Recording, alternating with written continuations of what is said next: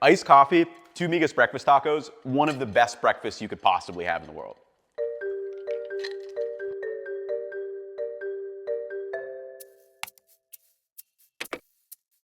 Today we're gonna make migas, which are one of the most popular breakfast tacos in Austin. And simply put, it's a one skillet dish where you mix scrambled eggs with tortilla strips or leftover tortilla chips, mix it up into a burrito, and we're gonna upgrade ours with some chorizo, onions, and a little bit of peppers. It's super simple, takes about 10 to 15 minutes tops. One of the best ways to start your day. Okay, so like I said, always on this channel, we do kind of things live, off the cuff, to give you guys that stripped back look of what it means to kind of cook at home and how simple it really can be. As always, we will have the recipe up on Cookwell if you guys want to actually follow along and make this with me. But to start, I'm just using some chorizo here, and we're gonna get this seared on the back griddle, and then I'll chop everything else. So this is just a pork chorizo, and I just cut a little hole in this, and I'm gonna squeeze it out. And it doesn't really matter how much you use. You can use a ton, you can use a little bit, but what chorizo is good at is it's gonna give us a bunch of flavor and some fat, so we're gonna let the fat render out from this pan. Meanwhile, I'll chop everything, and then we'll add the chopped onion, tomato, and pepper back to this. Then we'll mix in the scrambled eggs and the tortilla strips. I'm gonna pop this back in the fridge, and then quick little hand wash.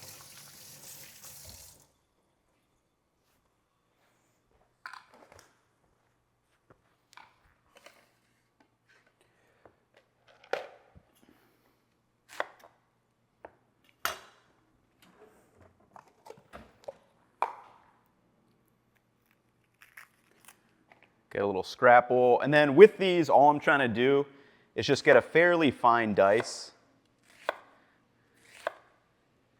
And I don't need a ton.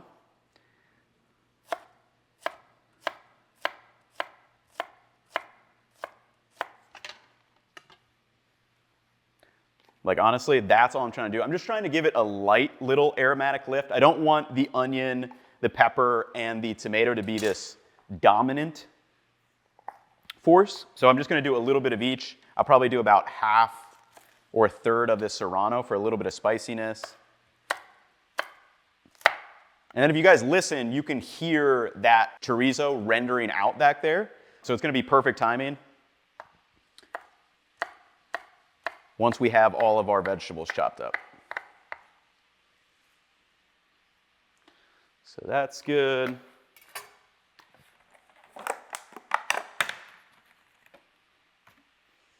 And then we're just gonna do a little tomato as well.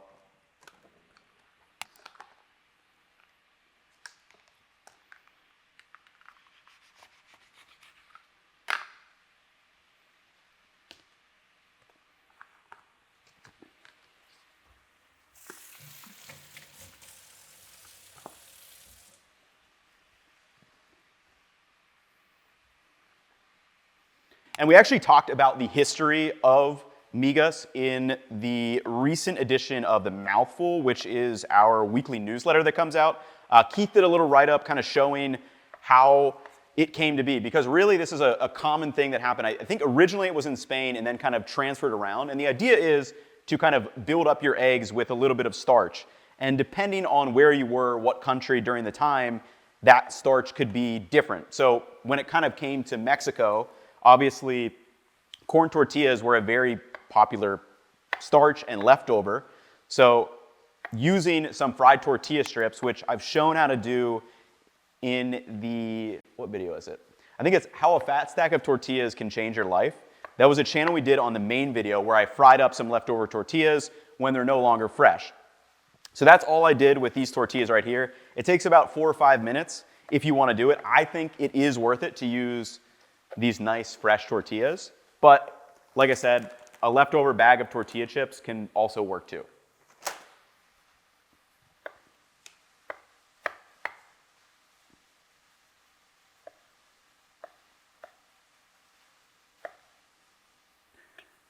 Okay, so I'm gonna come back here, gonna use the spatula for a scoop, And then we're gonna add this mix to the chorizo, then we'll come back and beat the eggs. So before I add this, I'm just gonna flip this over. We've got some nice browning on the chorizo in here. That's really what I'm looking for. And all this fat and kind of like brown little pieces are gonna get scooped up by all of our vegetables. Spilled a little bit. So I'm gonna drop these right in. Probably about at medium-low heat right here now. And this is just gonna bring a little bit of freshness, all of that in here.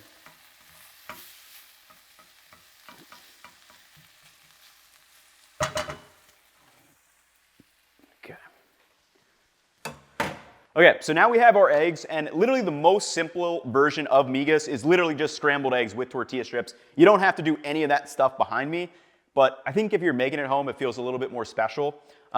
So for these, just 4 eggs. I'm gonna crack these in a bowl.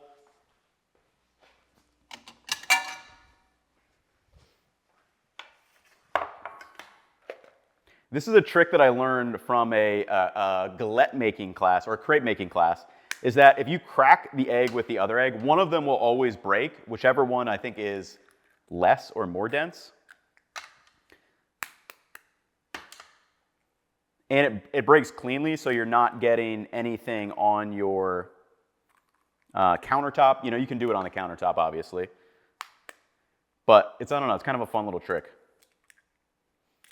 Then you would have to go get another one, so. But you avoid getting anything in there if you only have to do 1 out of 4. Throw this away. Keep that out for a serving dish.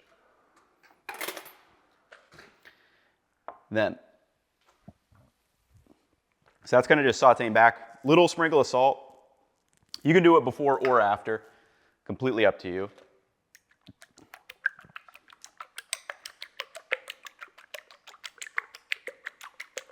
And as we learned from the egg video, the beautiful color you get from these, really you'll see in most pasture-raised eggs, which is primarily due to the chicken's diet. Kind of a fun little fact from that video.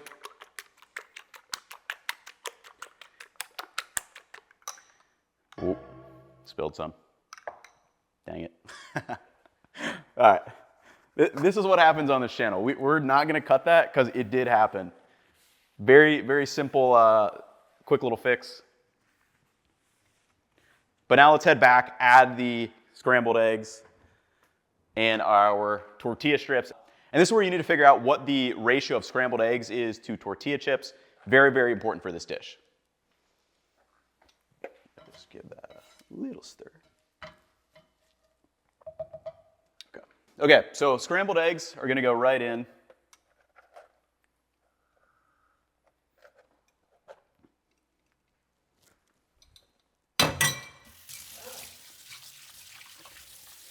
Gonna give that a mix. And then I really like to go low and slow with my scrambled eggs. Just build in the curds as you want to. Gonna bump up the heat a little bit. And because I use the chorizo, I didn't need to use any butter or oil, but if you were not using the chorizo, obviously you'd want some butter or oil to saute those aromatics and help you cook those eggs.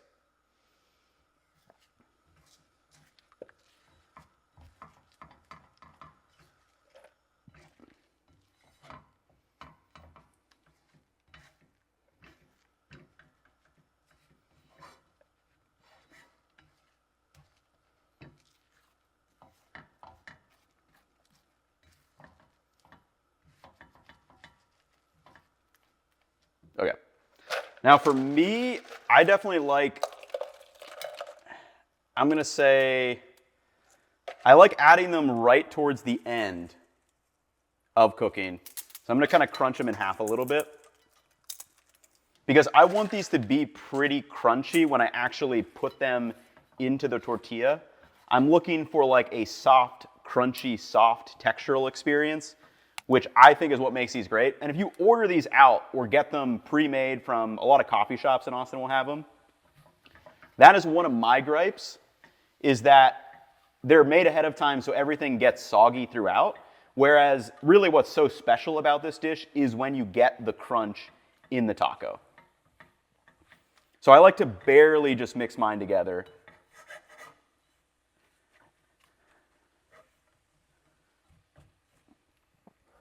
And that's literally it. So you can see nice mix of chorizo, onion, tomato, and these are still very crispy. But they'll start to get a little soggy, which is like the best part about this dish. Okay. So as you can see, one skillet meal. I forgot to warm up my tortillas. I should have done that. I should have thrown these right on top of here. Now I'm gonna have to do it in the microwave because I forgot. You can use corn tortillas, obviously. I won't lie, the mixture of the flour with the crispy corn chips, I think that is the proper ratio. But, you know, feel free to make your own decisions there. So I'm just gonna wet this paper towel a little bit. Might have done a little too much. Yeah, that was way too much water. All right, round two. Okay, now we're gonna toss these into the microwave, let them steam up.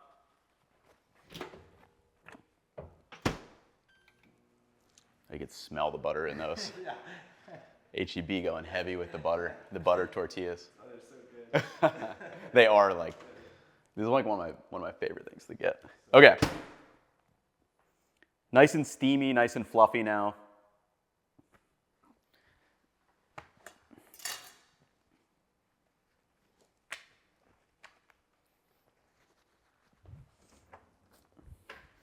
And then I was thinking about using cheese. I guess I kind of forgot. I think these are good with or without cheese. Just depends on what you want to do.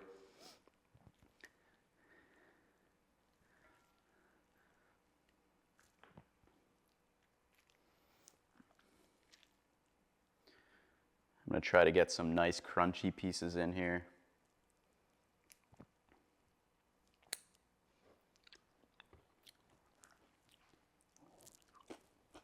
So good.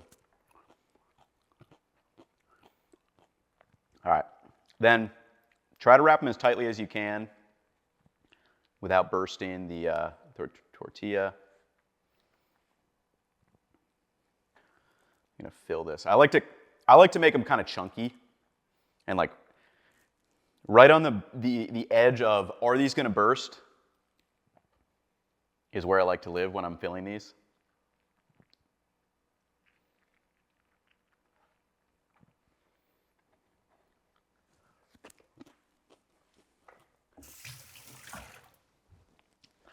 Then, one final step.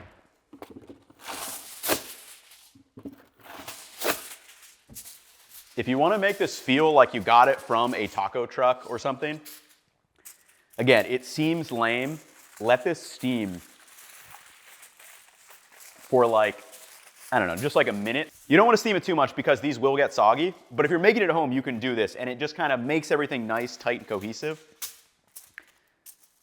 Lost a little bit.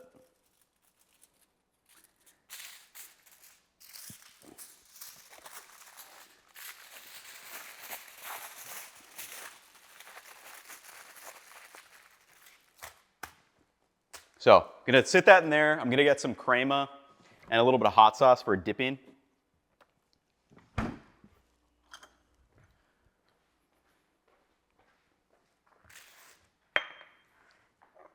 Okay. So this is just some crema with hot sauce. You could add some cilantro to this. Cilantro is really good with this. And then just a little mix, creamy, spicy.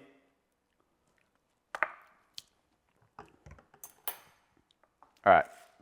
Yeah, so this right here, I actually do have an iced coffee that I made. Iced coffee, 2 Migas breakfast tacos, one of the best breakfasts you could possibly have in the world. Okay, so this one's more full, so this is the one I'm gonna eat. Yeah, so I love these so much. We'll do one test plain,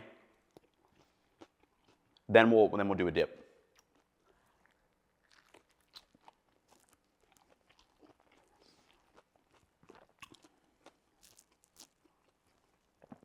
I'm telling you, it's all about the soft, crunchy, soft texture. So, so good.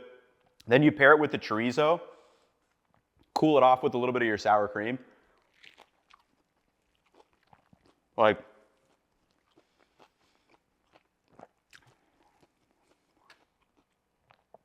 nope, lost it.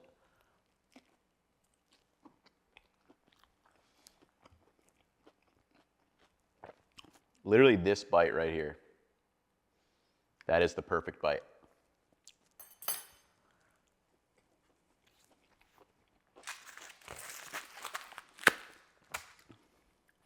My gosh, so good.